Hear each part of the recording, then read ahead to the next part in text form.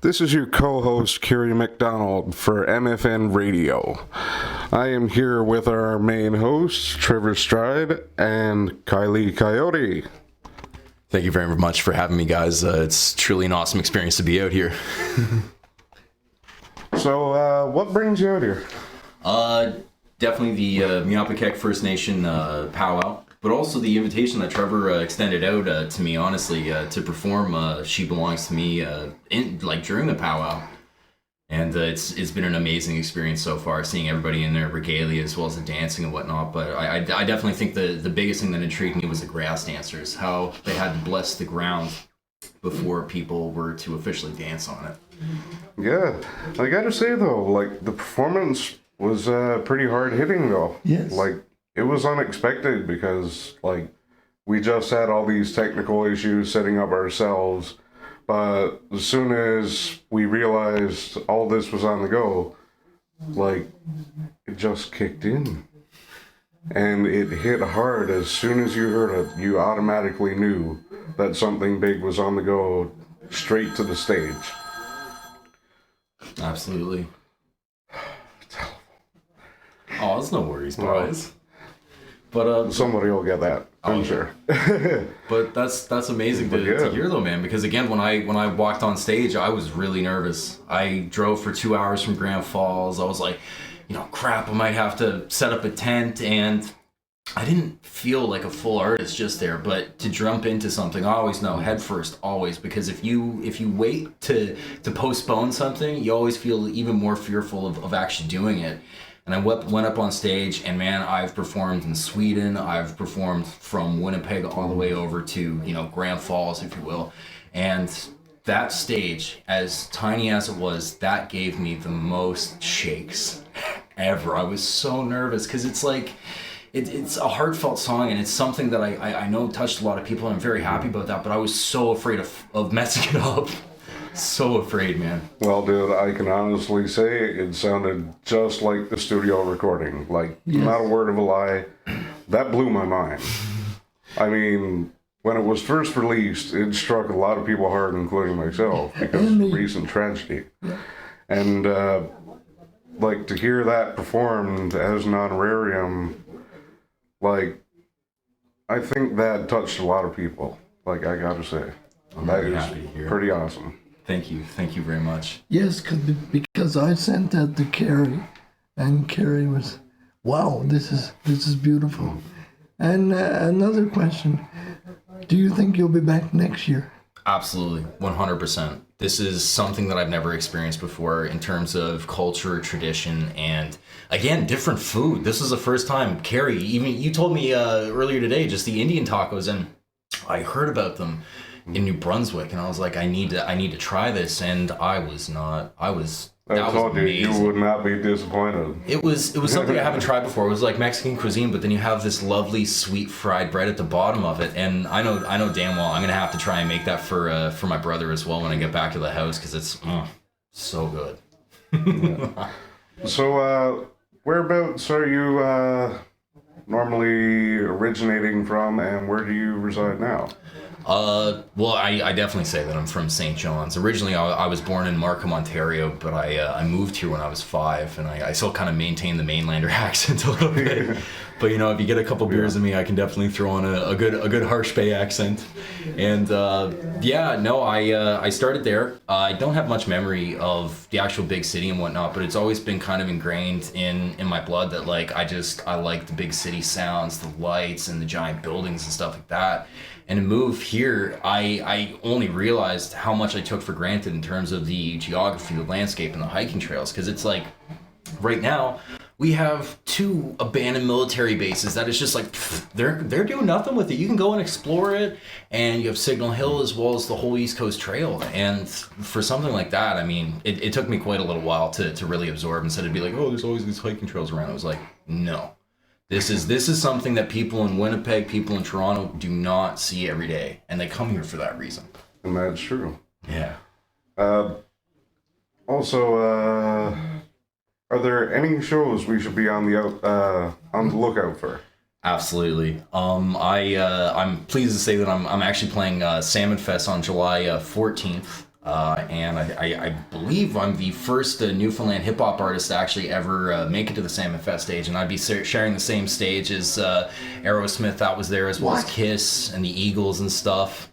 Oh yeah, it's an amazing process to be there, and like I still haven't fully digested it.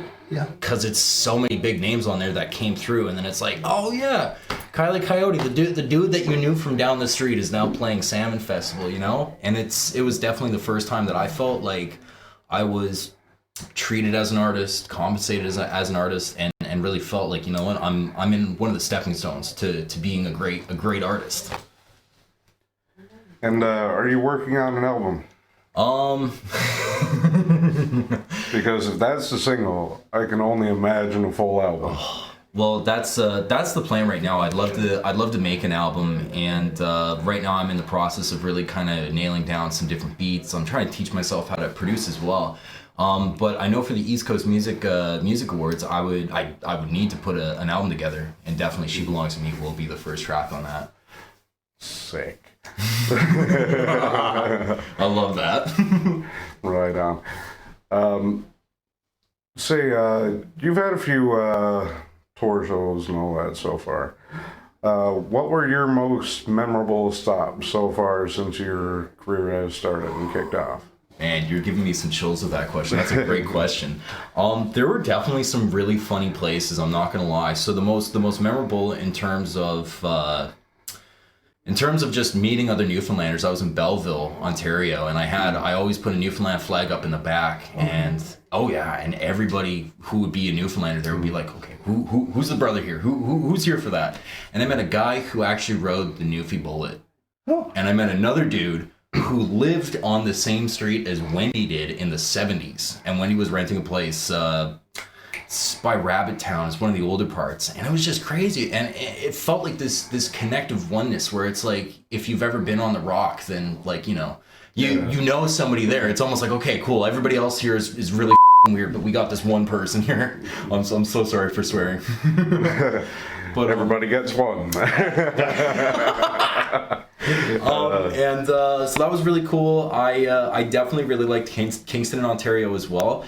That was a sports themed kind of like halfway stadium, not quite stadium kind of section, but it was still a bar, and they had a full octagon in the back that was just basically tilted up sideways, and you could put a drum kit there. And I asked them, like, what's that for? They're like, oh man, we call that the Rocktagon. And I was like, man.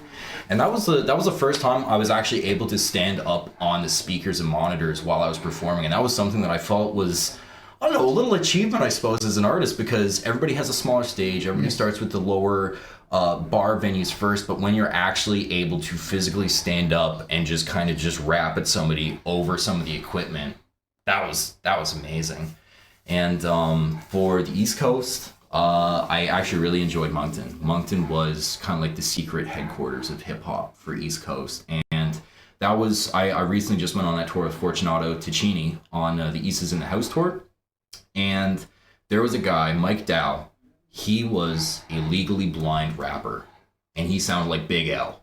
It was kind of nuts, because I was just like, I don't know what to expect. This guy, you know, an hour previously he gave me an interview, and that was really cool. I have no idea what his style is whatsoever. He gets up on stage, sees a little bit tight, a little bit uncomfortable, and then as soon as the beat drops, it's like, oh my god, what happened? You know, it was amazing.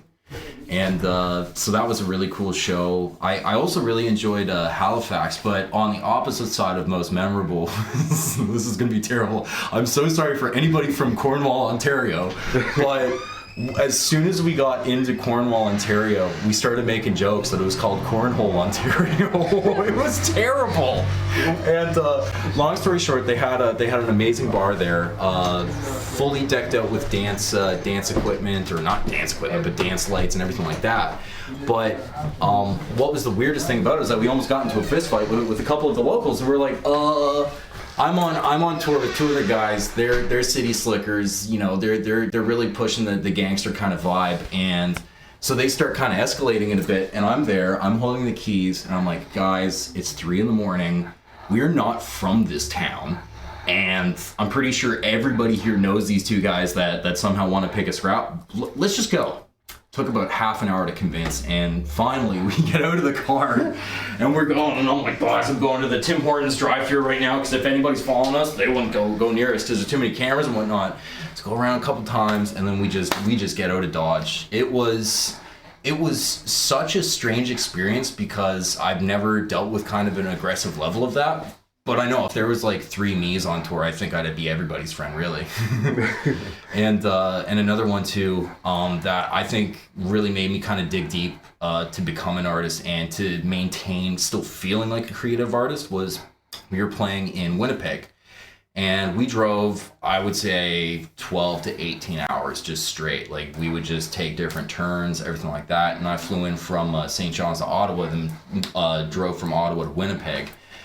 First show, they unplug us at 1 a.m. It was literally, I think, about an hour and a half of actually playing and just setting up everything. And I'm sitting there. I'm in an unfamiliar city. I'm sitting on the door collecting cover. I'm afraid as anything because just a week prior, a block away, there was a shooting at an Italian restaurant, and I'm sitting there and I'm like, we just got unplugged. I don't know what I feel like right now. I feel like the biggest boob for coming out here all the way, but I really had to sit down and really just kind of sit back on my beliefs as an artist and be like, you know what, I'm here because I want to be here. I'm here because this is ground zero for anybody who wants to share their stuff. Always the first level of it is that people will not listen. You have to almost convince them or show them why they should listen. And yeah, those are my most memorable points or parts of touring. I thoroughly enjoy touring a lot because you're living a transient lifestyle. You're living out of a backpack, but you're getting a vibe of a city in like a day. Yeah. And once you do that so many times, it's like you just roll into a city, and you're just like, I feel it. I feel the grip between my fingers. I can almost hear the soul of the city kind of do that. And that's when I was in Windsor, Ontario. That was the craziest show ever. That was the first time somebody started throwing bottles. I'm sorry. That's 2. I'm sorry. No, guys, I'm really sorry. You got me on a tangent. We could cut it out. Okay. I'm so sorry. I'm sure. If not, well. Cool. I definitely feel bad. I don't swear like a sailor too much. But when I do, I'm often in a tangent. But that was the first show that somebody threw a bottle. And I was like, oh my God, this is like an 8 Mile moment. We're the closest Canadian point to Detroit right now. And some dude just threw a friggin' bottle at the stage. And I was just like, man. But afterwards, oh man, you really had to dig deep. I was playing on the same bill as a Public Enemy affiliate, Ant Live, who got the amazing opportunity to actually play with Public Enemy in Manchester. In front of, I want to say it was Wembley Stadium, but I have no idea where it is. It was huge. So he was listening to some of the tracks as well, and it was definitely something out of 8 Mile. Like, you know what I mean? Like, you got like 3 people left in the bar, and then it's my set, and then I'm like, okay, let's do it. So what was your main reason for writing the song? She Belongs to Me. Well, it definitely stems from kind of like a new relationship I started with a lady from Appleton area, Cindy Lush. Okay. And what happened was she reached out to my manager and was like, hey, Wendy, do you mind if you could pick up some red clothing for us as you're passing through St. John's and everything? She was like, of course. And I heard about what happened to Chantel, and it just started rolling. I was like, this is a public issue. This is something that it's knocking almost in our front door at this point. Everybody's heard of the Highway of Tears, and everybody's heard the statistics. But personally, it never came this close before. And to hear, cousins or family friends and stuff like that, because I was working in Grand Falls at the time, it was like everybody knew her. Yeah. And from that, and delivering these red dresses and red clothing for an amazing project where Cindy Lush actually lined the whole highway from Glenwood to Appleton with red dresses. Exactly. Yeah. Yeah.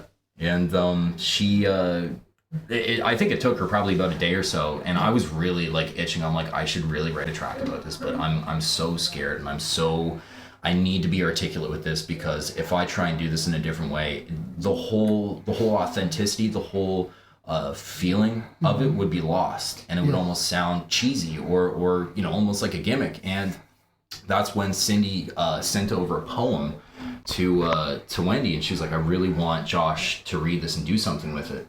And it was written by her, but going through the experiences of having to go through an abusive relationship and to really kind of put that down in her own artistry and poetry. And I looked at that and I took one look at it. I'm like, I'm hitting the studio. This is something we got to do immediately. And did you change any wording to the wording of the poem? Absolutely. There were definitely some rhyming words, because I always take like a Dr. Seuss kind of approach when it comes to, I guess, rapping the words, but I'm looking at more like Christmas rapping, where it's just like you make something like a nice package. And but the biggest thing that I made sure was that I made sure that there was still really main points that were going through. Her poem is a little bit longer than the actual song that I wrote, but Call Her Home Before It's Too Late. Yeah.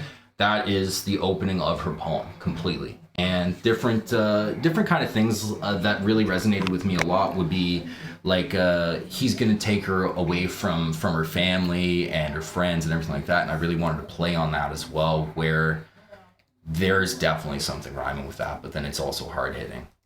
Okay, well, thank you for your time, Josh. It was wonderful to have you here. Again, reporting for Connor for MFN Radio. I'm Trevor Stride, and this is my co-host, Kierry McDonald. Thank you.